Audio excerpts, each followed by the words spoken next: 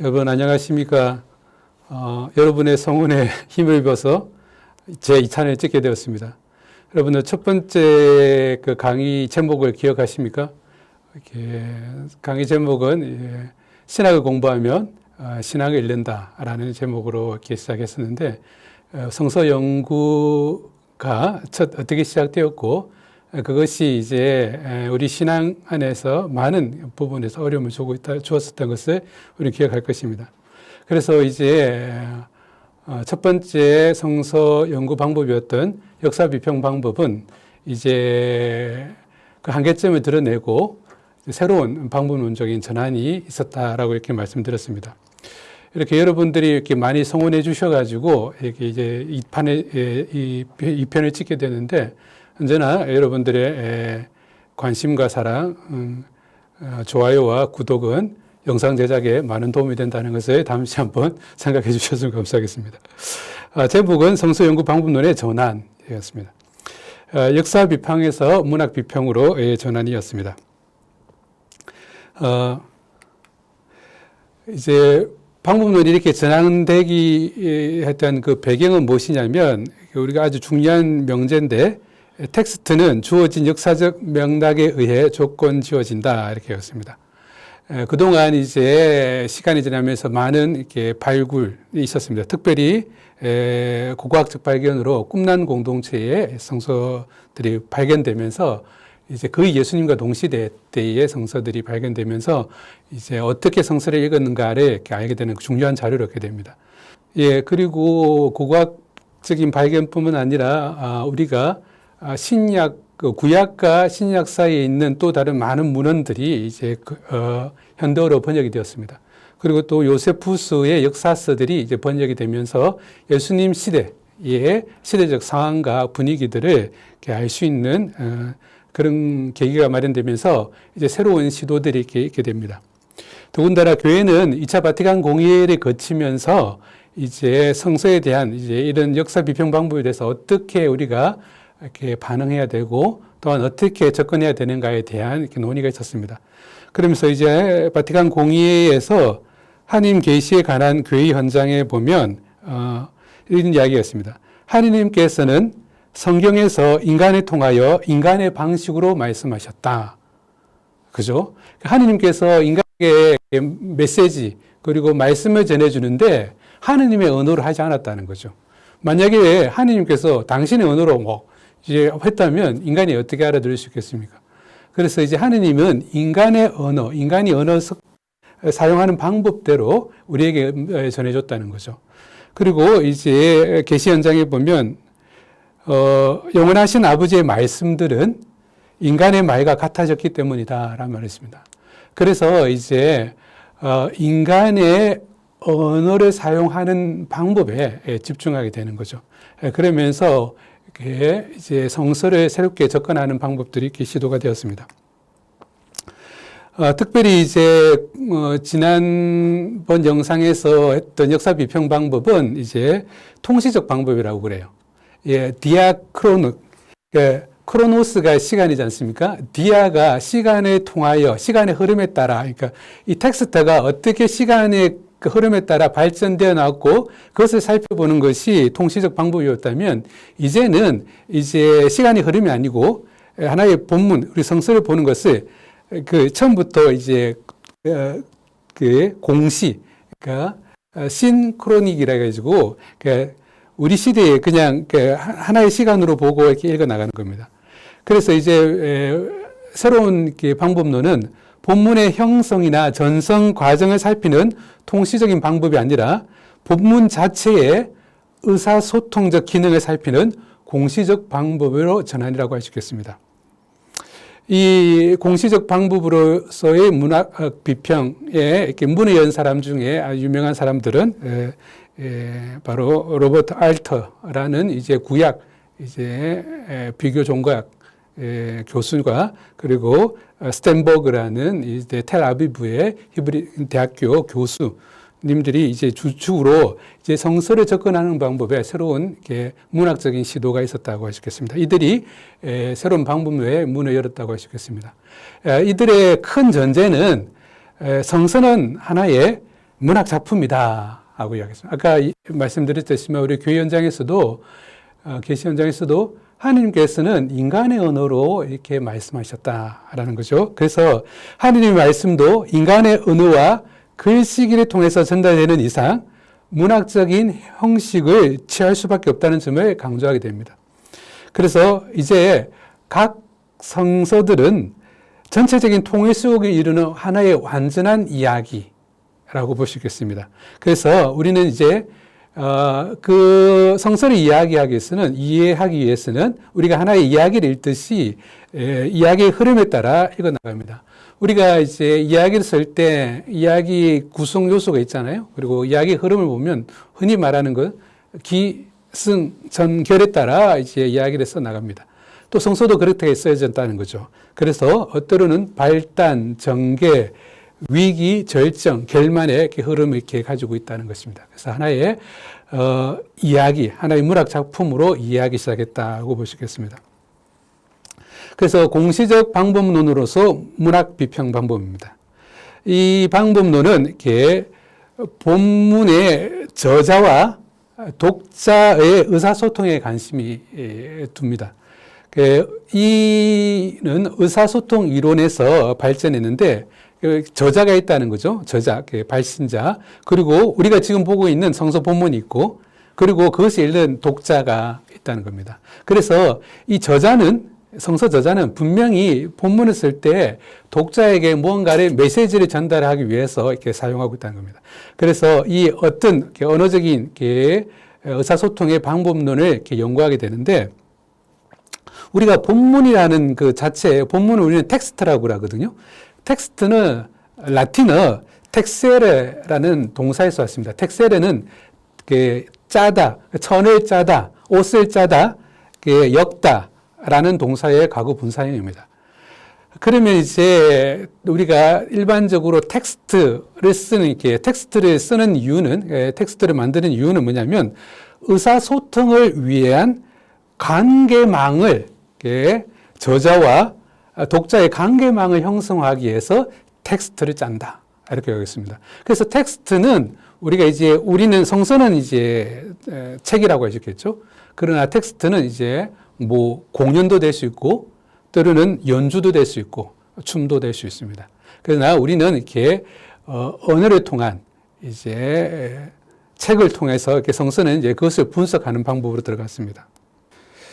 그래서 이제 성서 연구는 성서 본문의 마지막 편집자들이 채용한 문학적인 원칙들을 이렇게 연구하게 됩니다. 왜냐하면 이제 글 쓰는 방법이 오늘날 우리 시대와 조금 달랐다는 거죠. 2000년 전에는 다른 방식으로 글을 썼기 때문에 그 연구를 통해서 이제 어떻게 글을 써 나가는가를 보면서 성서를 이렇게 더 깊이 이해하게 됩니다. 그래서 이제 이런 공시적인 방법, 문학적 비평 방법론은 이전의 역사 비평 방법에서 본문의 배후의 역사적 사실의 진위 여부를 찾으려는 것이 아니라 저자가 독자에게 전달하려는 메시지가 무엇인가, 그리고 본문 자체의 의미를 찾으려는 시도라고 할 수 있겠습니다. 역사 비평 방법론이 이렇게 본문을 통해서 역사를 찾으려고 했다면, 히스토리를 찾으려는 시도였다면, 이제는 거기에서 벗어나서 본문의 이야기, 스토리에 집중하는 방법론이다라고 할 수 있겠습니다. 이제 이 새로운 방법론은 우리는 그전에는 이렇게 그 주석가들의 이야기를 읽는 것에 집중했다면, 이제는 의사소통 이론입니다. 이 본문을 가지고 우리가 이것이 나에게 무슨 의미가 있고 무슨 메시지를 전해주는가에 집중하기 때문에 독자들의 역할이 굉장히 중요하게 되었습니다. 왜냐하면 이제 우리가 글을 쓴다면 누구나 이제 독자를 고려할 수밖에 없습니다. 아리스토텔레스도 글을 잘 쓰려거든 독자를 고려해라 라고 이렇게 말했었습니다. 그래서 우리 독자들의 역할, 특별히 이제 주의 깊은 독서를 해 나가야 됩니다. 하나의 이야기라고 그랬잖아요. 우리가 읽으면서 이제 어디서 이제 점점점 이제 갈등이 고조가 되고 이제 그것을 이렇게 어떻게 해소되는가를 우리가 하나의 긴 맥락 안에서 읽어 나가야 되기 때문입니다. 근데 우리는 독서를 하다 보면 이제 이야기의 흐름을 깨는 요소들이 군데군데에서 발견된다는 거죠. 그것은 이제 갑자기 왜 이렇게 이야기가 이래 되었지 하는 의문이 생기기도 하고, 때로는 이야기 갑자기 벙 떠버리네 이야기가, 그래 빈틈이 생기기도 합니다. 때로는 이야기가 단절이나 생략이 생기기도 합니다. 우리가 그랬을 때 쭉 쓰지 않아요. 이렇게 뭐냐면 하나의 에피소드가 이렇게 쓰여지고 그 중간에 연결하는 것은 우리 독자의 머릿속에서 이야기를 연결하는 거죠. 그래서 우리는 이 독서 과정에 집중하게 됩니다. 그런데 우리가 글을 읽다 보면 이렇게 의문이 생기고 빈틈이 생기고 단절과 생략이 생기는 것은 이제는 역사 비평 방법은 이제 서로 다른 텍스트를 이제 마지막 편집하다 보니까 짜무치기 하다 보니까 생겼던 흔적이다라고 생각했습니다. 그러나 이제는 이제 문학 비평 방법에서는 이것은 이제 그런 흔적이 아니고 저자가 의도적으로 독자에게 주는 하나의 단서들이라는 것입니다. 이게 문학적인 기교로 이해하기 시작했습니다. 그래서 이제 독서를 하다가 의문이 생기는 것에 답하고 그리고 그 빈틈을 메워나가고 삭제된 것을 알아채는 역할은 바로 우리 독자의 몫입니다. 그것은 저자가 의도한 그 다분히 의도된 내용이라 할 수 있겠습니다. 그냥 이제 하지 않았겠죠. 거기는 분명히 독자의 깊이 있는 의도가, 저자의 의도가 숨어 있다고 할 수 있겠습니다. 이제 성서 하나님 말씀이죠. 하나님 말씀이지만 이제 독자가 대답 없으면 이 성서 본문은 불안한 것으로 남아있다라고 볼 수 있겠습니다. 그러니까 제가 공부할 때 비블리꿈에서 교수였던 신만이 요프레 교수님은 이제 성선 하나의 악보다라고 이렇게 비유하셨습니다. 우리가 그렇잖아요. 우리 이렇게 예를 들면 교향곡 악보가 있지 않습니까? 악보를 갖다 베토벤 9번 교향곡. 이제 근데 이걸 누가 이제 연주자에 따라 어떻게 그것을 읽느냐에 따라 얘가 확 달라집니다. 그죠? 그래서 이제 요번에 임윤찬의 그 라마니노프 그 3번 협주곡도 이제 어떤 사람이 연주하냐에 따라 이제 그 곡의 길이마저도 달라지는 것처럼 이제 성서는 우리가 어떻게 읽느냐에 따라 우리에게 다가오는 것이 다르다라고 할 수 있겠습니다. 그래서 이제 이렇게 본문을 이렇게 접근하는 방법, 하나의 문학 작품으로서 접근하는데 가장 우리가 늘 이렇게 국어 시간이나 문학 시간이나 이런 식으로 배웠던 거 우리가 있잖아요. 그럼 예를 들면 등장인물이 누구지? 주제가 뭐야? 소재가 뭐지? 이렇게 시점이 뭐지? 전지적 작가 시점, 1인칭 시점 이런 것들을 살피는 이렇게 하면서 성서를 바라보는 것은 이렇게 우리가 나레티브, 서사 비평, 서술 비평이라고 합니다. 가장 기본이죠. 이게 가장 기본적인 문학 비평 방법의 가장 기본이라고 할 수 있습니다. 이 비평 방법을 하고 이제 이거 있고 그리고 이제 특별히 성서를 연구하기 위해서는 또한 수사학 비평이나 레토리칼 크리티시즘이라고 있습니다. 수사학이라는 것이 뭐냐면 이제 그죠. 수사반장의 수사가 아니고 이제 성서가 이렇게 그리스 말로 쓰였어요. 히름 말로 쓰여졌는데 그리스 사람들은 이제 많은 토론을 통해서 의사를 결정하는 그런 민주주의 국가였습니다. 그래서 시민과 원로들이 정치하는 정치 체제였죠. 그렇기 때문에 많은 토론을 통해서 결정해야 됩니다. 토론을 하기 위해서는 토론에서 상대방을 설득을 시켜야 돼요. 설득을. 그래서 설득시키는 방법, 이게 바로 수사학이라 할 수 있겠습니다. 그래서 이제 어떻게 하면 상대방을 설득해서 이제 이것을 이렇게 최종적으로 결정할 수 있는데 큰 영향을 미칠까 이런 것들입니다. 그래서 이제 그리스 말을 쓴 사람들은 누구나 이 수사학에 대해서 관심을 기울일 수밖에 없습니다. 예를 들면 플라톤이나 아리스토텔레스도 수사학을 썼습니다. 그러면서 사람을 설득하려면이라는 방법으로 이렇게 글을 썼습니다. 그래서 이제 만약에 그리스어를 쓰는 사람이라면 이제 이 수사학에서 자유롭지 못합니다.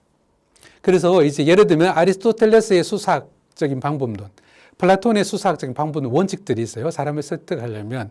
그래서 그런 원칙들을 이제 성서를 쓸 때도 그것을 알게 모르게 그것을 가지고 그런 원칙들을 쓰기 때문에 그것을 적용해서 성서를 더 자세히 알아보자, 이해하자라는 게 방법론이 수사학 비평 방법이라 할 수 있겠습니다. 그리고 이제 독자 반응 비평이라는 것인데 독자가 이제 어떤 반응을 일으킬 것인가에 대해서 이렇게 집중하면서 글을 읽어 나가는 거죠. 예를 들면 그죠, 착한 사마리아인의 비유였습니다. 그래서 예수님의 속을 떠보려고 유다인이 이제 첫째 가는 계명이 무엇입니까? 하고 하느님을 사랑하고 이웃을 사랑하는 것이다 하고 이야기했는데 그러면 이제 예수님 속을 떠보려고 누가 내 이웃입니까? 하는 질문을 했었습니다.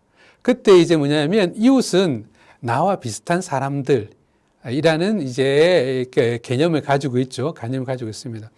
근데 이제 강도 맞은 사람이 있었어요. 강도 맞은 사람. 강도 맞은 사람이 있었으면 이 사람을 도와줄 사람은 그다음 유대인들에서 이제 가장 존경받는 사람, 되게 호의적인 사람들이겠죠. 근데 첫 번째 아니나 다를까 사제가 나왔습니다. 사제가 나와서 그를 도와줄 줄 알았지만 비껴나갔습니다. 비껴나갔습니다. 그리고 이제 두 번째로 이렇게 사제들이 이렇게 놓는 레위 지파, 레위 사람이 지나갔는데 그도 가까이 가서 보고 그냥 이렇게 지나가 버렸습니다. 그러면 이제 독자들은 세 번째, 그러면 그 다음 사람은 이제 경건한 유대인이라고 생각할 수밖에 없겠죠. 그런데 이야기는 예수님의 비유 말씀은 사마리아인이 등장했다는 거죠. 이것은 이제 독자들이 독자들은 예상을 깨는 이제 이런 거죠. 그래서 이건 뭡니까? 일종의 반전. 그죠. 그래서 이 착한 사마리아인의 비유는 이야기를 뒤집는 거죠. 내 주위에 나의 가까이에 있는 나와 비슷한 사람이 이웃이 아니고 이제 도움이 필요한 사람에게 도와줄 수 있는 사람. 이 사람이 이웃인가? 그래서 나의 이웃이 누구십니까? 하니까 너는 그 사람이 이웃이 되어주느냐 하면서 이렇게 우리가 가지고 있는 기존의 개념을 뒤집어 버리는. 그래서 이런 것들을 살피는 것은 이제 독자 반응 비평. 독자가 이렇게 반응하는데 어떻게 반응해 나가는가를 이렇게 보자는 것입니다. 그러면서 성서를 조금 더 깊이 있게 이해하자는 것입니다. 그리고 이제 대표적인 것이 네 가지라고 하시는데 화용론, 프라그마티카라는 있는데 프라그마라는 것이 이제 그리스 말로 액트, 그러니까 행위라는 것입니다. 이게 뭐냐면 우리가 언어를 사용할 때, 물론 이제 우리가 기호적의 히라보, 히브리어 이런 기호가 있잖아요. 그 기호가 가리키는 의미가 있습니다. 의미가 있고, 그러면 이제 우리는 그죠. 사과하면 사과라는 것을 가르치고 있겠죠. 그런데 이제 근데 실제로 언어를 사용할 때는 이런 이제 사전적인 의미에서 사용하지 않더라는 거죠. 사용하지 않던 거죠. 예를 들면 이런 겁니다. 이런 거죠. 이제 어떤 교수님이 막 이제 심취해가지고 막 이제 수업을 열강했습니다. 그때 어떤 학생이 교수님 지금 3시 10분인데요 하고 이렇게 이야기하죠. 그러면 우리가 3시 10분 이렇게 이야기한다면 우리는 그냥 이제 만약에 의미론적으로 접근한다면 그냥 현재 시간을 알려주는 정보 전달이 되겠지만 그러나 이렇게 프라그마티카 활용론에서는 그거는 다분히 다른 의도가 있잖아요. 지금 수업 시간이 지났습니다 라는 뜻이죠. 그래서 그것을 알아듣고 벌써 시간이 그렇게 됐어? 그럼 마쳐야겠네 이러면서 행동의 변화를 일어나죠. 이런 것들, 우리에게 언어 사용하는 방법들, 이런 겁니다. 그리고 또 예를 들면 이제 그 학부형이 이제 선생님을 만나러 왔습니다. 만나는데, 선생님한테 우리가 이제 우리가 이제 어느 문법적으로 그렇죠. 이제 구문론적으로 우리 애 잘 지내고 있죠? 하고 이야기했을 때 선생님이 가만히 있다가 커피 한잔 하시죠? 하면 문법적으로 틀려요. 그죠? 이게 이런 가는 게 아니고 우리의 언어 사용은 그러니까 왜냐하면 그 커피 한잔 하자 이런 말은 아이가 지금 좀 문제가 있다는 그런 의미지 않습니까? 그죠? 예, 그런 것처럼 이게 우리의 언어 사용은 문법이나 그것에 맞춰 사용하지 않습니다. 또 예를 들면 이렇게 우리가 이렇게 큰 잘못을 저질렀어요. 그러면 이제 뭐라고 합니까? 옆에 있는 사람이 너 이제 죽었어 이렇게 이야기하잖아요. 너 이제 죽었어. 이거는 문법적으로 틀렸어요. 과거형이잖아요. 너 이제 죽을 거야. 아니죠. 더 강하게 표현하기 위해서 너 이제 죽었어. 너 죽었어. 하는 표현을 쓰지 않습니까? 더 강하게. 그러니까 문법을 벗어나면서 우리가 언어를 사용하는 이런 것들이 있습니다. 그래서 우리는 언어는 언제나 문맥과 상황을 살펴서 이해하는. 어떤 사람이 날씨 왜 이래 더워? 이제 어떤 문맥에서는 그게 불만, 짜증 섞인 말이 될 수 있지만 어떤 면 날씨가 너무 더운데? 그 옆에 있는 사람 보고 어디든 놀러 갈까? 아니면 시원한 거 먹을까? 그 상황에 따라 그것을 이렇게 이해하는 것이 달라진다는 거죠. 예, 이런 이제 언어적인 그 사용 방법을 가지고 성서에 적용해서 성서를 이해하겠다는 방법론이 화용론이라고 볼 수 있겠습니다. 자, 그러면 이제 여러분들이 여러 이렇게 뭐 서사 비평, 뭐 이제 수사학 비평, 독자 반응 비평, 또 이제 그 화용론, 그 외에도 다른 방법들이 이렇게 또 있습니다.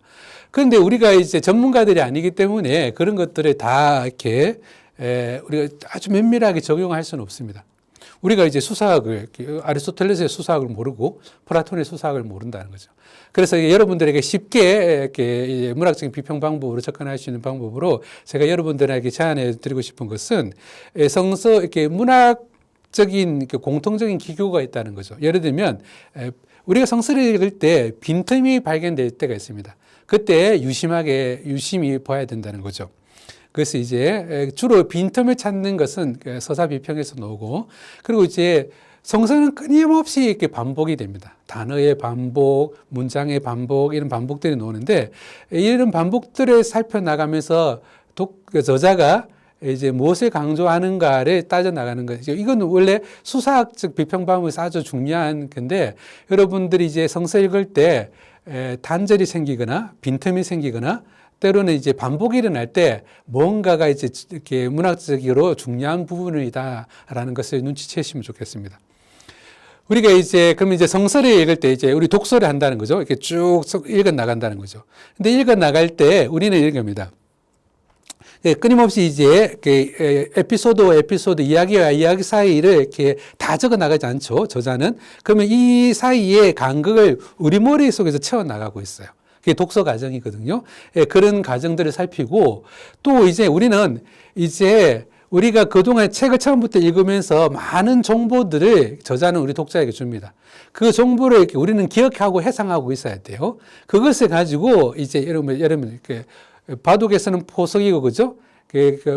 문학에서는 복선이죠. 이런 것들이 나중에 이제 뒤에서 이렇게 결정적인 역할을 하는 거죠. 이런 것들 회상 그리고 어떻게 일어날 거라는 예상, 그리고 예상을 뒤집을 때 이제 완전 반전, 이야기는 굉장히 재밌어지는 이런 독서 과정들이 이렇게 늘 살펴보면서 성서를 이렇게 보게 됩니다. 그래서 이제 우리는 이런 거죠. 우리가 이제 이미 많은 성서를 읽었어요. 예를 들면 복음서, 요한복음도 읽었고, 마테오, 루카, 마르코도 읽었습니다. 근데 지금 우리가 마르코를 읽고 있는데 우리는 마르코가 앞에서 우리에게 준 정보들을 가지고 읽어야 되는데 가끔 우리는 다른 복음에서 정보를 이렇게 가져올 때가 있어요. 그러면 안 된다는 거죠. 마르코가 준 정보를 바탕으로 우리는 이제 마르코를 이해해 나가야 된다라는 것을 염두에 둬야 됩니다. 그리고 또 이제 세만틱 아날리시스라고 있는데 이제 그러면서 우리가 단어와 단어 사이에 있는 느낌들을 통해서 이제 저자가 우리에게 어떤 분위기, 감성을 전해주는가라는 것을 이렇게 이야기합니다. 그래서 어떤 단어가 얼마나 어떻게 사용되었는가를 이렇게 살피면서 저자의 의도를 파악합니다. 예를 들면 마르코복음 1장이에요.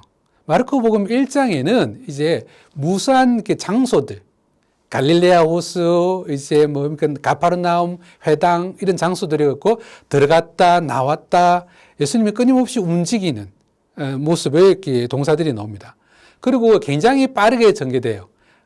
계속 끊임없이 반복되게, 반복이 중요하다고 그랬죠. 마르코 1장에서 계속 반복되는 거예요. 그리고 적시, 뭘 하고, 그리고 적시.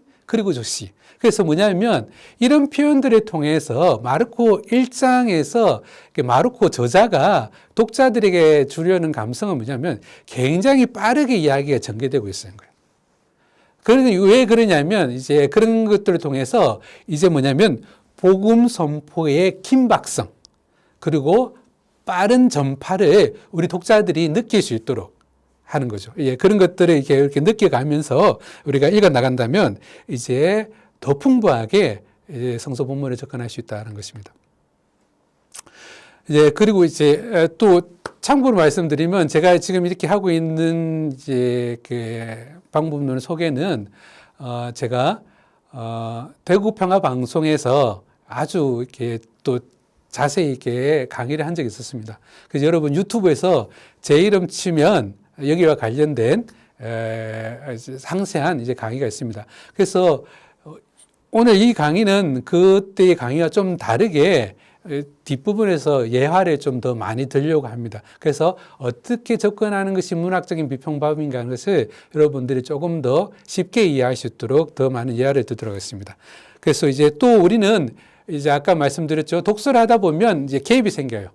그것을 메꾸는 역할이 독자의 역할이라는 거죠. 그게 개입을 만드는 것이 저자의 의도인 거야. 우리가 그 개입을 메꾸어 나갈 때, 이제 개입을 메꾸어 때 우리는 성서를 더 풍부하게, 그리고 저자가 의도를 이렇게 우리는 더 파악하면서 이제 성서를 더 깊이 있게 이해할 수 있다는 겁니다.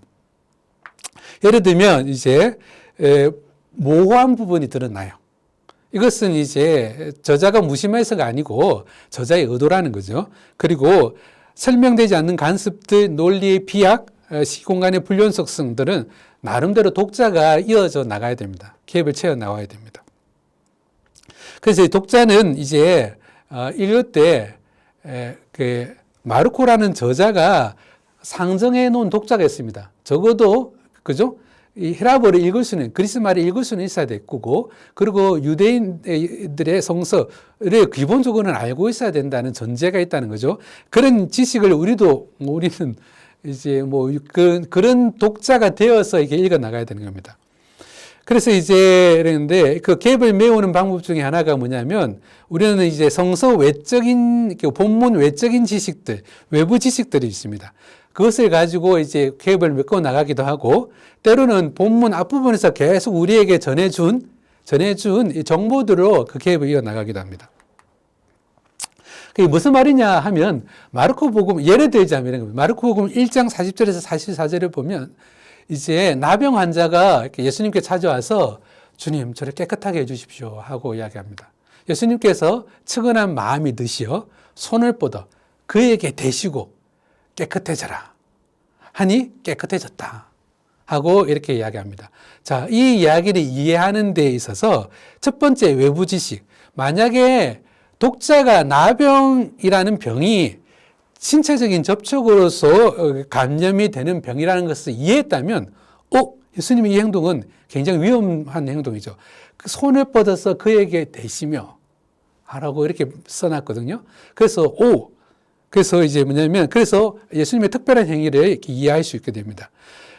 그래서 이제 뭐냐면 신체적인 위험을 무릅쓴 초월적인 사랑을 표현하고 있다는 것을 이해하게 됩니다. 그리고 외부 지식 두 번째로는 단순한 이제 나병뿐만 아니라 나병에 대하는 유대인들의 정결법이 있습니다. 나병은 단순한 병이 아니고 부정한 거였어요. 그래서 이제 뭐냐면 부정한 것에 손을 대면 그걸 손을 댄 사람도 부정해진다는 거죠. 근데 예수님께서는 유대인은 그걸 알고 있으면서도 나병 환자는 손에 댔다.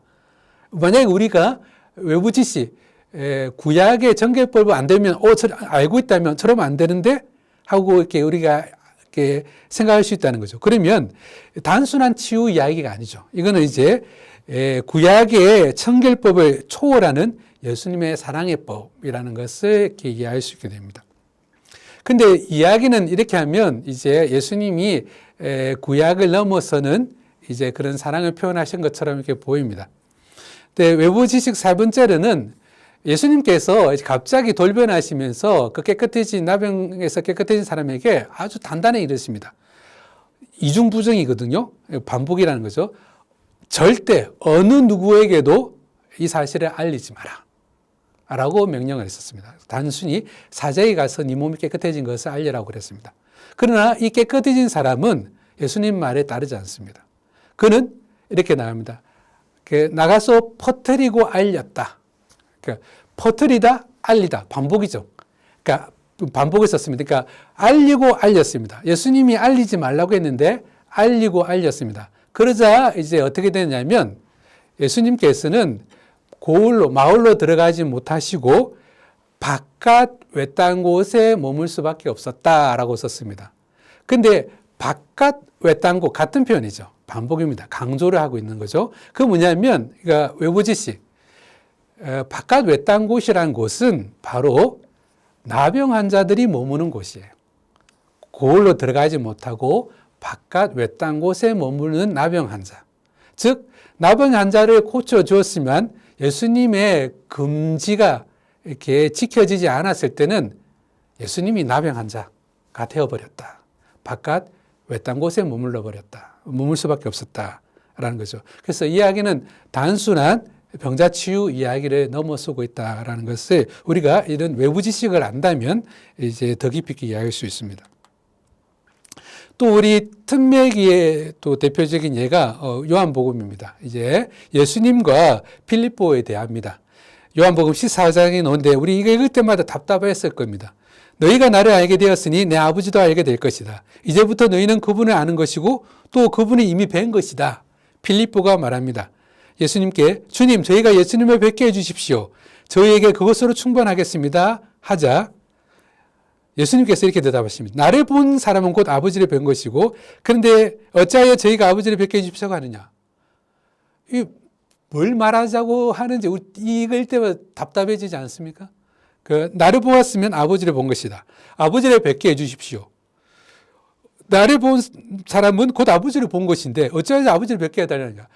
동원 반복처럼 이렇게 느껴지는데 이런 답답함. 이거는 이제 저자가 우리 독자에게 느끼도록 일부러 만든 문학적인 장치인 거죠. 그럼 여기에 뭐냐면 뭔가 빠져 있다는 겁니다. 이 갭을 이렇게 알아보고 그것을 채워야 되는 거죠. 자, 이거는 우리가 이 방법은 뭐냐면 우리가 사람을 설득할 때 가장 뛰어난 설득 방법 중에 하나가 3단 논법이라는 게 있습니다. 3단 논법에 이렇게 대전제, 소전제, 결론 이렇게 나오는데 가장 대표적인 것은 대전제, 사람은 죽는다. 누구나 다 아는 사실입니다. 사람은 죽는다. 소전제, 소크라테스는 사람이다.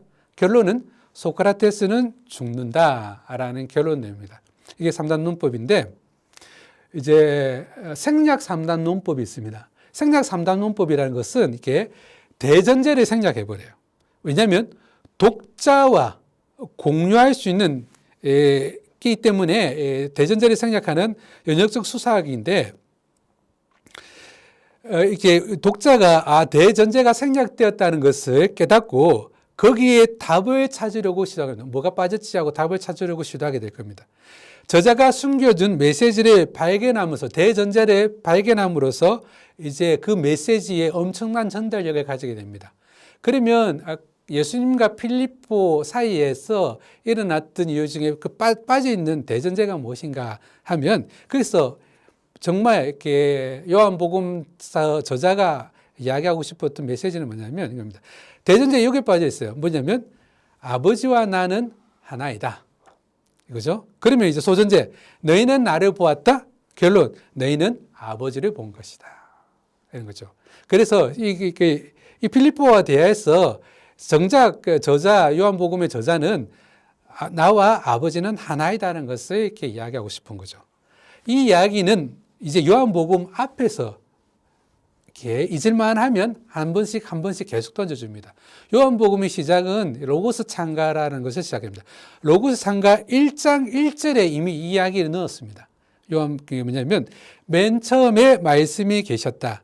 말씀이 하느님과 함께 계셨으며 그 말씀이 하느님이셨다는 거죠. 예수님이 하느님이셨다. 아버지와 아들이 하나이다는 것이죠. 그리고 로고스 창가 제일 마지막에 이것을 다시 한번 반복하는데 로고스 창가 마지막 18절에 보면 아무도 하느님을 보지 못했다. 아버지의 품 안에 계신 외아들 하느님이신 그분이 알려주셨다라고 이야기했습니다. 그래서 이제 예수님을 하느님으로 고백하는, 그러니까 아버지를 본 것이 곧 나를 본 것이다. 아버지와 내가 하나이다. 그러면서 이 메시지를 강력하게 전달하기 위한 그런 이야기라고 할 수 있겠습니다. 이렇게 이런 갭을 채워나갈 때 우리는 저자가 우리에게 주려는 메시지를 아주 강력하게 우리는 이렇게 받아들일 수 있고 그것이 무엇인지를 깨닫게 됩니다. 또 이제 이런 또 중요한 문학적인 방법 중에 하나가 많은 반복이 나온다는 거죠. 많이 반복이. 근데 이게 참 아쉬운 부분이 되게 많아요. 왜냐하면 이게 아까 말했듯이 오늘날에 글 쓰는 방법하고 2000년 전에 글 쓰는 방법이 틀리다는 거죠. 오늘날은 이제 현대문학에서는 훌륭한 문장이 되려면 중복을 피해야 돼요. 그래서 똑같은 의미를 가지고도 다른 단어를 써야지 훌륭한 문장이 돼요. 그래서 이제 뭐냐면 실제로 성서 본문에는 똑같은 단어를 썼는데 한국말로 번역을 할 때 다른 단어를 넣어버려요. 그렇기 때문에 우리 독자는 이것이 반복이 일어났다고 생각을 못하는 경우가 허다하게 일어납니다. 아쉬움이죠.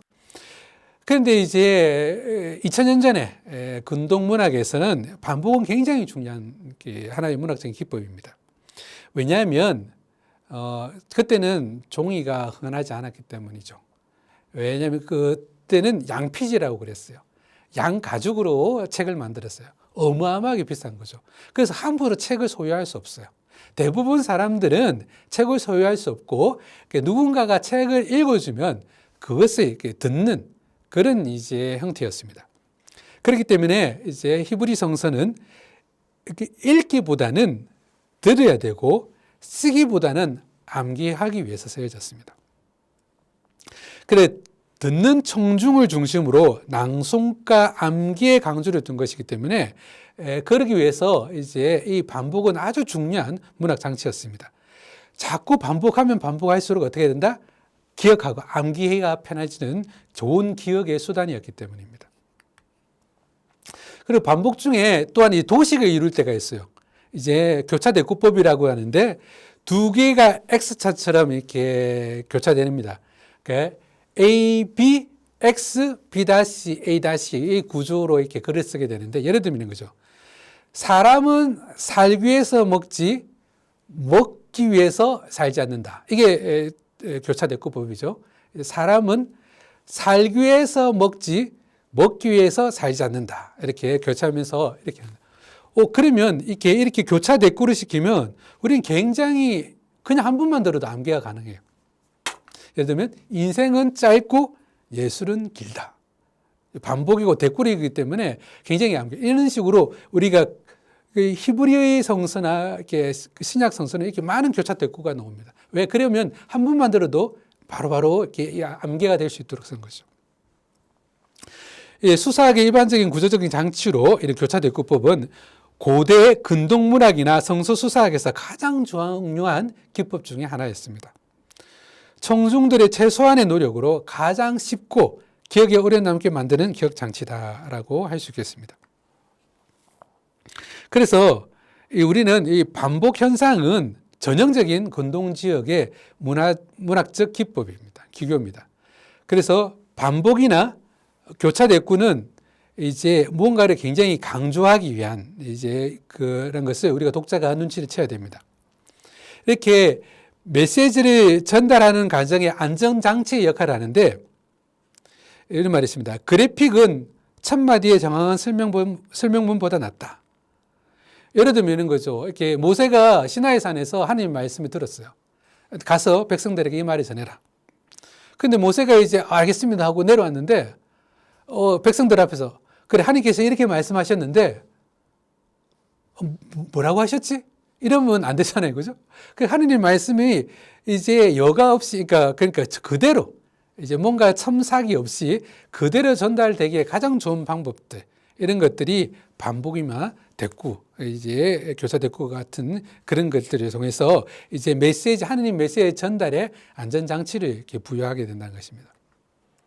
그래서 이제 구약이나 신약에 이런 반복과 교차 대꾸는 굉장히 많이 나옵니다. 예를 들면 이런 거죠. 이렇게 우리가 마르코복음에서 이렇게 부자 청년이 와서 예수님을 따르려고 했는데 모든 것을 버리고 이제 그 가난한 이들에 나누어진 뒤에 나를 뒤에 따르라 했는데 그는 슬퍼하면서 떠나갔습니다. 왜? 그는 부자였기 때문에. 그것을 보고 제자들은 이야기합니다. 우리는 모든 것을 보고 당신을 따랐습니다. 하고 이렇게 이야기합니다. 그러자 예수님께서 이렇게 말씀하시거든요. 내가 진실로 너에게 말한다. 굉장히 많이 반복되는 구문이거든요. 내가 진실로 너에게 말한다. 이런 말이 나올 때마다 아주 중요한 원칙이나 원리를 우리에게 알려준다는 것을 독자는 깨달아야 됩니다. 누구든지 나 때문에 또는 복음 때문에, 여기에서도 누구든지는 예외가 없는 거예요. 아주 중요한 원칙인데 지금 예수님께서 말하고 있는 제자를 넘어서서 읽고 있는 독자들에게도 이 원칙은 적용이 된다는 거예요. 누구든지. 그죠? 시간을 초월하는 표현들입니다. 집이나 형제나 자매나 어머니나 아버지나 자녀나 토지를 버린 사람은 현세에서 박해도 받겠지만 이제 보상도 받을 거라는 거예요. 그런데 여기서 굳이 복음서 저자는 반복이 일어납니다. 집과 형제와 자매와 어머니와 자녀와 토지를 100배나 받을 것이다. 이제 지금 반복이 일어났지 않습니까? 반복이 일어났어요. 그리고 내세에서는 영원한 생명도 받을 것이다. 그럼 반복이 일어났을 때 우리는 이거 중요한 부분이구나 하고 생각해야 되는데 우리 여기서 차이를 느껴야 됩니다. 그래서 모든 것을 버리고 예수님을 따른 이들에게 주어지는 두 가지 보상이었습니다. 그게 뭐냐면 현세에서 100배의 보상을 받고 내세에서는 영원한 생명을 받을 것인데, 자, 그러면 현세에서 우리가 내가 100배의 보상을 받았는가? 나 안 받았는데? 하고 생각할 수 있는데, 근데 반복이 일어난 거 잘 살펴보면 뭐냐면 하나가 반복이 일어나지 않습니다. 집, 형제, 자매, 어머니, 자녀, 토지. 뭐가 반복이 일어나지 않습니까? 아버지가 반복이 일어나지 않습니다. 즉, 이 마르코 저자가 이야기하고 싶은 것은 우리는 현세에서 100배의 보상을 받을 거라는 거죠. 그러면 아버지는 100명이, 어머니, 우리는 집도 100개의 집을 가지게 될 것이고 100명의 형제와 100명의 자매와 100명의 어머니와 100명의 자녀와 토지들이 가지게 된다는데 아버지는 그렇게 안 된다는 거죠. 이 이야기는 뭘 이야기하고 싶으냐면 우리는 이제 하느님 아버지를 가지고 이제 새로운 이제 공동체가 생겨난다는 거죠. 우리 그렇잖아요. 수도원에 들어왔습니다. 모든 것을 버리고 수도원에 들어왔어요. 모든 것을 버렸다고 했는데 수도원 들어오니까 다 우리 형제들이 얼마나 많은지 모르겠어요. 또 자매들이고 그리스도 공동체잖아요. 그리고 저희 집이 제가 머물 수 있는 곳이 이곳 한남동에도 있고 대구에도 있고 이탈리아에도 있고 100배의 보상을 받는다는 거죠. 그래서 이제 이 반복에서 하나 아버지를 뺨으로써 이야기하고자 하는 것은 하느님을 아버지로 함께 모인 교회가 그게 바로 우리가 현세에서 받을 보상, 100배의 보상이라는 것을 이렇게 반복을 통해서 마르코가 우리에게 전해주는 메시지라는 것을 이렇게 눈치채야 될 것입니다. 어떤 사람은 그렇게 해주죠. 형제가 나에게 보상이 아닐 수도 있다고 생각하는데 일단 마르코는 이렇게 100배의 보상이라고 이렇게 합니다. 또 이제 교차대꾸법에 예를 들어 교차 보면 이제 우리가 루카복음에 나오는 자케오 이야기입니다. 우리는 자케오 이야기를 통해서 키가 작은 자케오가 돌무화과 나무에 올라가서 예수님을 만나서 회개하는 장면 이렇게 이야기합니다. 그 감동을 받죠. 근데 정작 이제 문학적인 비평 방법으로 성서를 읽어 나가 보면 이게 가운데 배치해 놓은 것이 따로 있다는 것입니다. 자, 보면 이제 반복이 일어납니다. 대꾸가 일어나요. 예수님의 A, B, C, D, E D-, C-, B-, A-. 자, 보면 A를 보면 예수님의 행동인데 예루고에 들어가십니다. 그리고 이제 9절에 10절에서 예수님의 선포가 있습니다. 이 집에 구원이 찾아왔다. 이 집에 구원을 받았다. 이렇게 이야기하죠. 그리고 B에 보면 이야기 구조가 예수님이 예루고 들어가신 다음에 바로 자케오에 관한 소개를 합니다. 그는 해당장으로서 이제 그랬습니다. 그리고 이제 B-에서 보면 자케오가 내가 이제 재산 절반의 가난이들에게 줄 것입니다. 그리고 이제 내가 등쳐먹은 사람들에게서는 보상을 하겠습니다. 하는 이제 자케오의 소개와 자케오의 결심이 나옵니다. C를 보면 사람들의 방해가 있습니다. 그래서 사람들의 방해에 있어서 자케오는 예수님을 보지 못했다. 그래서 그리고 이제 뭐냐면 사람들의 불만이 나옵니다. 비난이 나옵니다. 저자가 죄인인데 쟤네 집에 오는군. 그 D에 보면 자케오가 나무에 올라가는 겁니다. D-에 보면 자케오가 나무에서 내려옵니다. 그러면 가장 가운데에서 배치해 놓은 실제로 자케오 이야기에서 가장 가운데에 배치해 놓은 것은 뭐냐면 예수님께서 자케오를 부르시면 자케오야 내려오너라. 내가 오늘 너희 집에 머무르겠다. 그러니까 이게 이 이야기를 가운데에 배치해 놨어요. 그러니까 실제로 가장 중요한 것은 자케오의 회개가 아니에요.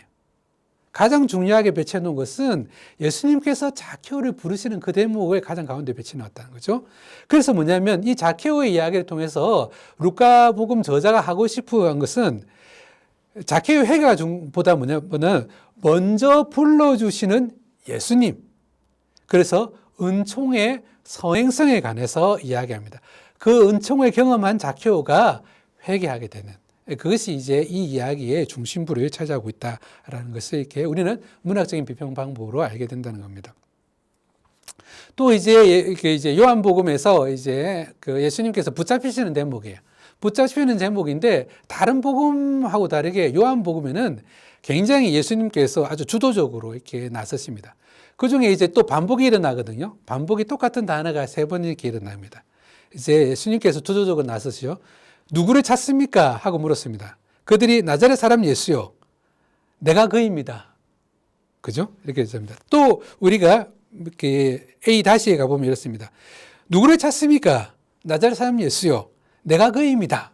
똑같은 단어가 또 반복이 됐어요. 그러니까 여러분 이런 반복을 쓸 때, 저자가 이런 반복을 쓸 때 우리 독자는 중요한 부분이구나. 그런데 이제 그 가운데에 배치해 놓은 게 중요한데 그 가운데에 배치해 다시 한번 내가 그입니다 하고 말씀하셨을 때 그들은 뒤로 물러나 땅바닥에 넘어졌다. 이걸 이렇게 가운데에 배치해놨죠. 그러면 이제 뭐냐면 실제로 3번이나 반복되는 단어가 있습니다. 내가 그입니다. 내가 그입니다. 내가 그입니다. 근데 가장 중요한 것은 가운데에 배치한 내가 그입니다. 근데 우리말로는 내가 그입니다 라고 이렇게 표현했는데 그리스 히라보 원문은 에고 에이미입니다. 자, 에고 에이미 하고 예수님께서 말씀하신 거예요.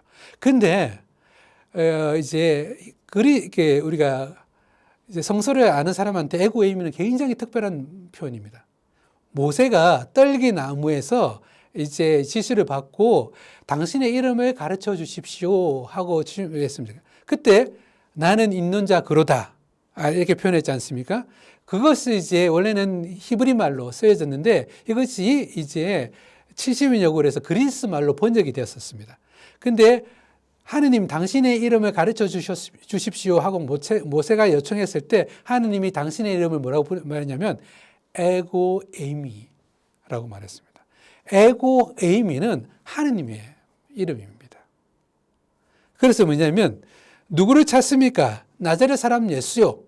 에고 에이미 하고 굉장히 의미가 있죠.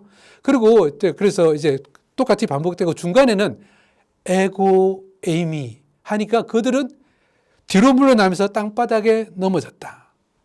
마치 떨기나무에서 앞에 모세가 땅에 엎드리는 것처럼.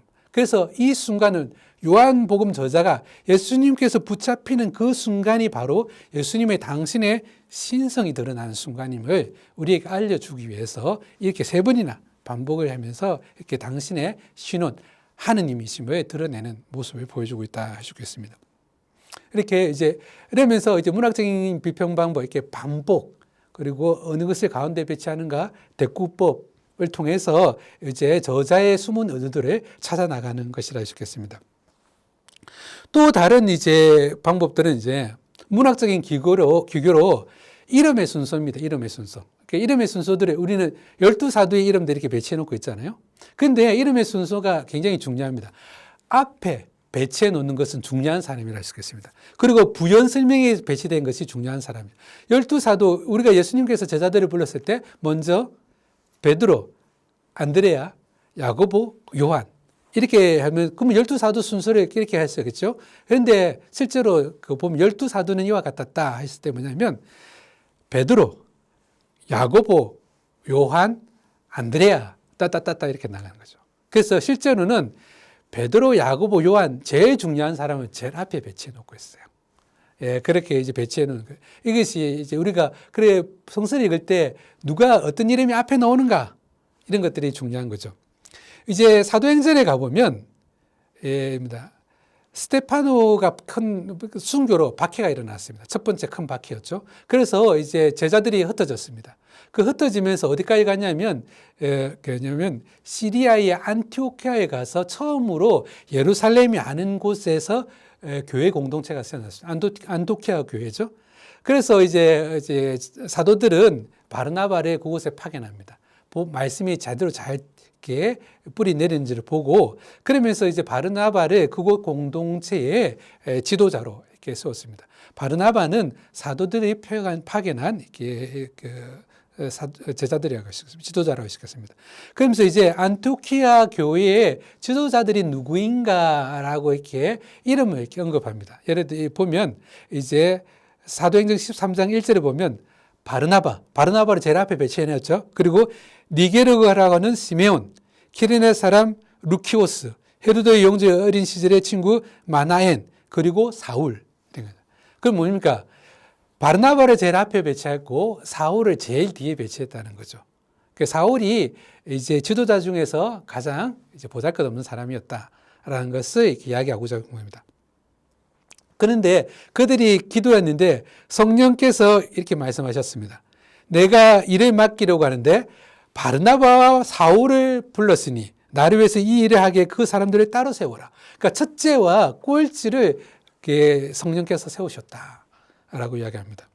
그러면서 이들을 세워서 이제 이 시리아의 안티오키아 공동체를 중심으로 이제 이방 지역으로 선교를 떠나게 됩니다. 선교를 떠나는데 그러면 이제 누구겠습니까? 이 공동체의 지도자, 어떤 지도자였던 바르나바와 사울 이렇게 나가요. 바르나바와 사울은 4번이나 반복됩니다. 11장 30절, 12장 25절, 13장 2절, 7절 항상 바르나바와 사울은 이렇게 진행이 되죠. 그런데 이제 피시디아의 안티오키아에 도착했을 때 갑자기 이름을 바꿉니다. 이제 바오로라고 하는 사울이 그죠? 그러면서 이제 피시디아의 안티오키아에서 바오로가 정면에 나서게 됩니다.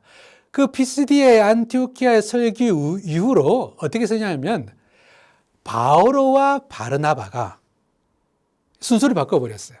우리는 독자들은 이 이름의 순서를 바뀌면서 이제 저자가 의도하고 있는 이제 바오로가 전면적으로 나섰다는 것을 우리는 눈치채게 됩니다. 그러면서 7분이나 바오로와 바르나바 이렇게 놓습니다. 그러면 그 중간에 한 번씩 2번 이렇게 바뀝니다. 2번 이렇게 바뀌는데 이제 첫 번째 예는 이게 뭐냐니까 리스트라에 당도했을 때 그들이 보고 신이 환생했다 이렇게 이야기하죠. 바르나바는 제우스고 바오로는 헤르메스, 그 제우스의 전령이다. 왜냐하면 그러면 이거 뭐죠? 원래는 바르나바가 이제 지도자고 그 바오로가 도와주는 사람이 이거 공식적인 자리에서 있는데 성서 저자, 사도행전의 저자는 이제 바오로를 앞에 내세움으로써 바오로의 이름을 앞에 내세움으로써 바오로가 주도적으로 이렇게 하나님의 영감을 받아 이렇게 선교 활동을 이루어 나갔다는 것을 이야기하고 옵니다.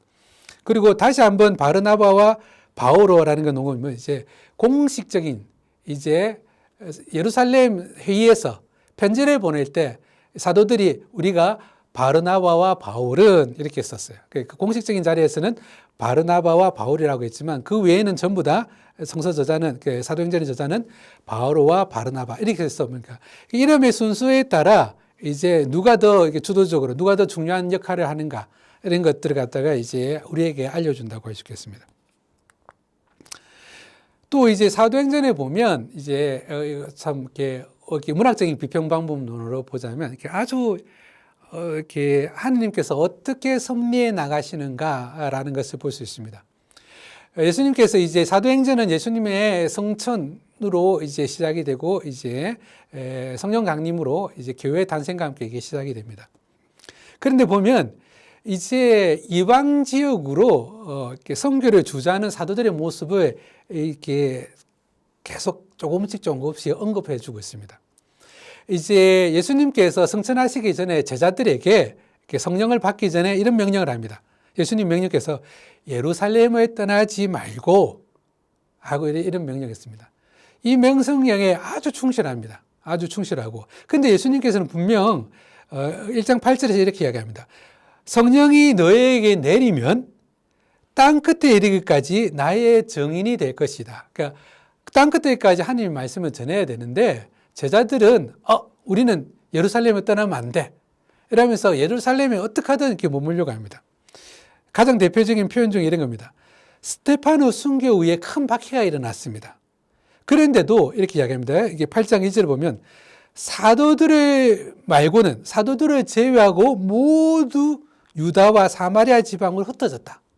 그 박해 중에서도 사도들은 어떻게 하든 예루살렘에 머물렀다고 이렇게 표현하고 있습니다. 그러다 이 흩어졌던 이제 제자들이 사마리아에 말씀이 받아졌다는 소식이 들려옵니다. 그래서 이제 사도들이 그것을 확인하러 사마리아로 내려가는데 베드로와 요한은 그곳에서 말씀이 내린 것을 확인하고 그들에게 말씀을 증언한 뒤에 예루살렘으로 돌아갔다. 라는 표현입니다. 그래서 이들은 하루도 이제 이렇게 예루살렘 밖에서 머물지 않은 모습을 보여줍니다. 반면에 이 사도행전은 계속해서 이런 사도들의 모습과 대조가 되는 필리포스의 이방 지역의 선교 선포가 나옵니다. 예를 들면 에디오피아의 내시. 에디오피아라는 것은 이방인이요. 내시는 더군다나 불거자입니다. 이들에게도 복음이 내려졌고 그들이 세례를 받는 이야기가 계속해서 이어져 나오죠.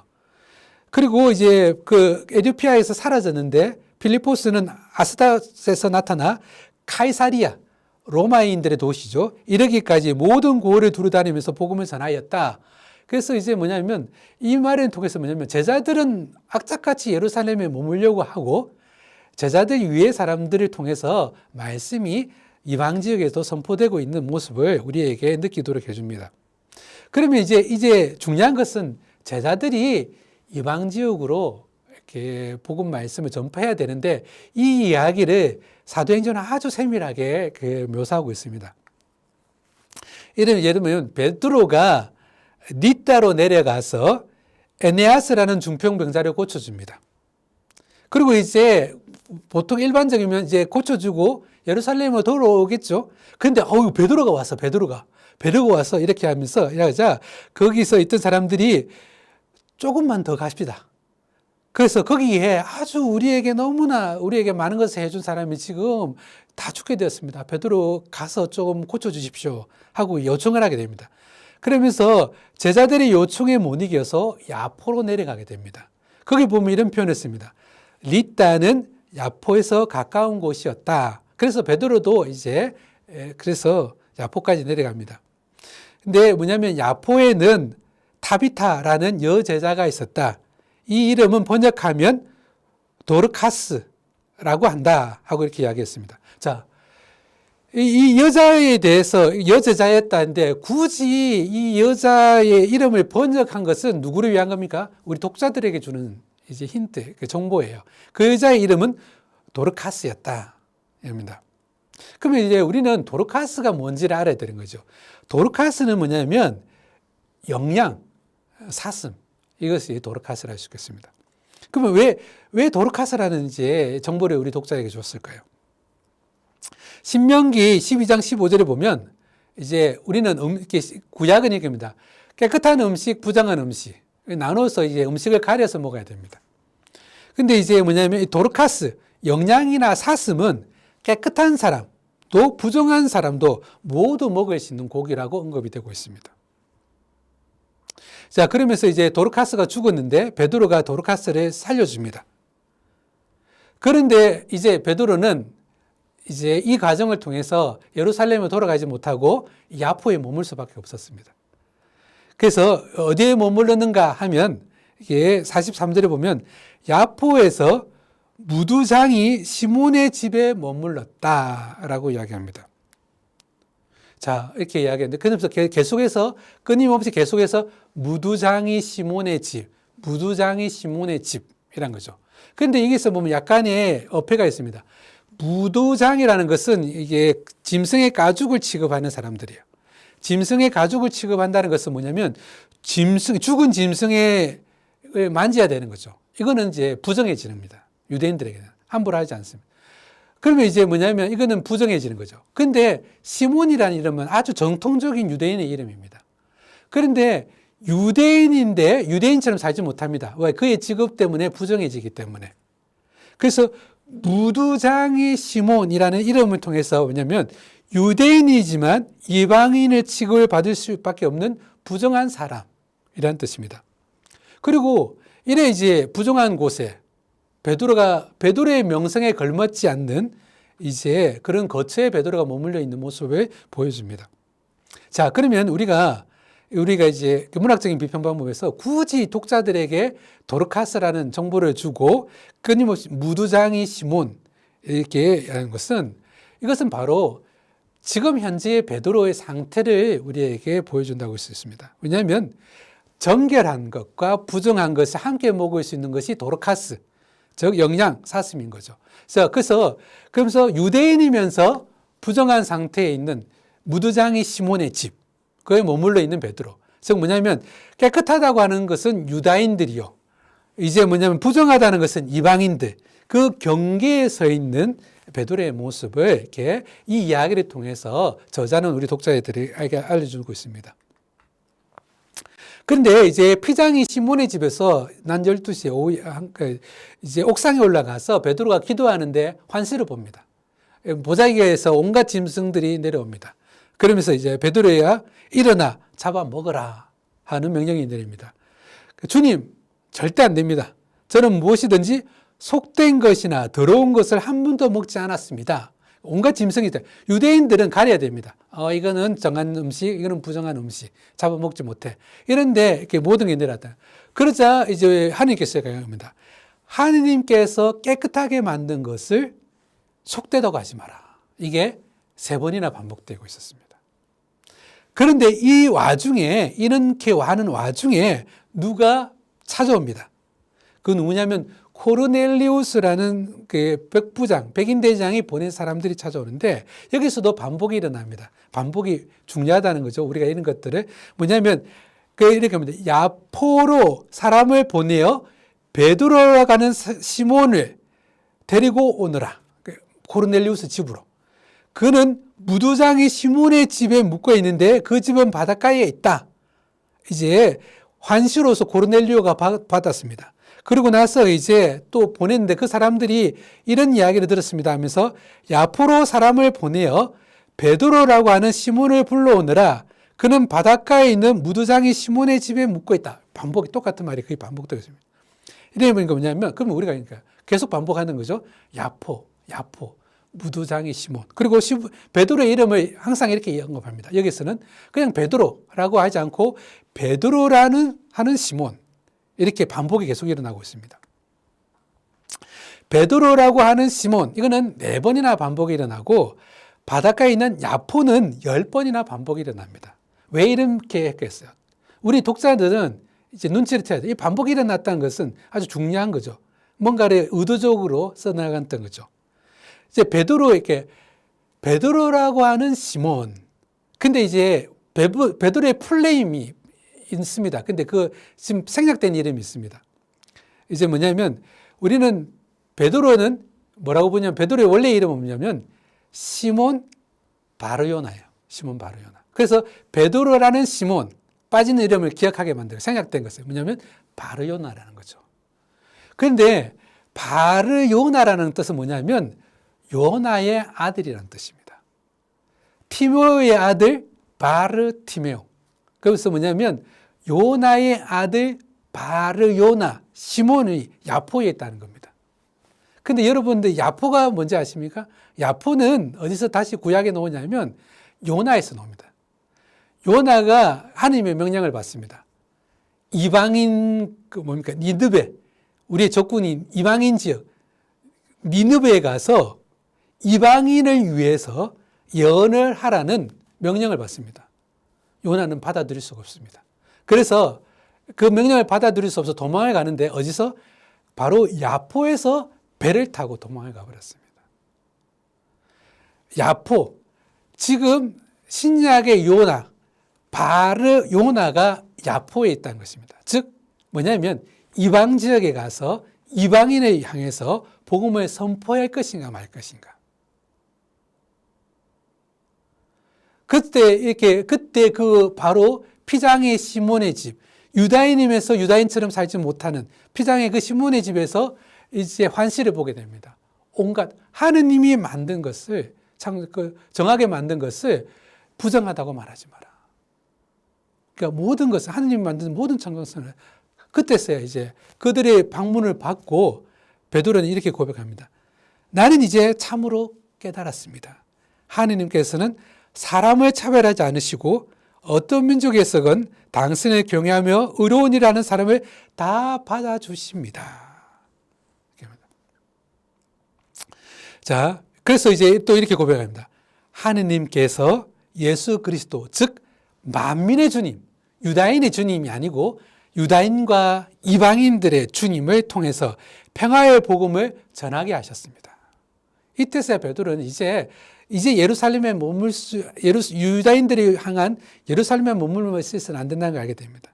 그러면서 이제 베드로는 그들과 함께 코르넬리우스의 집에 갑니다. 코르넬리우스는 가이사리아에 있었거든요. 가이사리아는 뭐냐면 가이사리아 말 그대로 로마인들의 도시였습니다. 로마인들, 그러니까 유대인들이 가지 않는 이방인의 땅, 이방인의 도시에 가서 이제 그들에게 코르넬리우스 집에 가서 그들에게 하나님의 말씀을 전하게 됩니다. 그 말씀을 받아들인 코르넬리우스 가족들에게 성령이 내리는 것을 보게 됩니다. 베드로와 함께 왔던 할례받은 신자들은 다른 민족들에게도 성령, 로마인들이죠. 코르넬리우스 가족입니다. 성령의 선물이 쏟아져 내리는 것을 보고 깜짝 놀랐다. 그러면서 이렇게 합니다. 우리처럼 성령을 받은 이 사람들에게 물로 세례를 주는 일을 누가 막을 수 있겠습니까? 하면서 그들에게 세례를 베푸는 모습을 보여주고 있습니다. 즉, 자, 이 이야기는 뭐냐면, 우리의 문학적인 비평 방법에서 보자면, 이렇게 수많은 반복을 통해서 우리 독자들이 깨닫는다면, 정말 이제 어떻게 이 제자들이, 사도들이 자신의 인간적인 약점을 극복하고 이방인들에게까지 복음을 선포할 수 있도록 깨닫게 해 주시는가. 이 하느님의 놀라운 섭리를 이제 사도행전의 저자는 우리에게 알려주고 있다라는 것을 볼 수 있습니다. 자, 이렇게 우리는 이렇게 문학적인 비평 방법을 통해서 성서를 조금 더 접근하다 보면 성서 저자가 우리 독자에게 전해주는 그런 메시지, 그리고 독자가 어떻게 이제 본문의 텍스트에 참여하면서 그 의사소통을 통해서 또 저자가 의도하지 않았건 또 성령의 감도로 전해진 하나님 메시지를 우리가 풍부하게 읽어낼 수 있다라는 것입니다. 그래서 이제 오늘 저는 이제 문학적인 비평 방법이 무엇인가, 어떻게 글을 읽어 나갈 수 있는가를 이렇게 설명하고 그 예시를 이렇게 들어봤습니다. 그래서 여러분도 이제 새로운 방법론, 문학적인 비평 방법으로 여러분을 초대하고 여러분도 함께 더욱더 풍요롭게 성서를 읽어 나갈 수 있는 이 강의가 조금이나마 도움이 되었으면 큰 기쁨이 되겠습니다. 오늘 강의는 여기까지 하도록 하겠습니다. 감사합니다.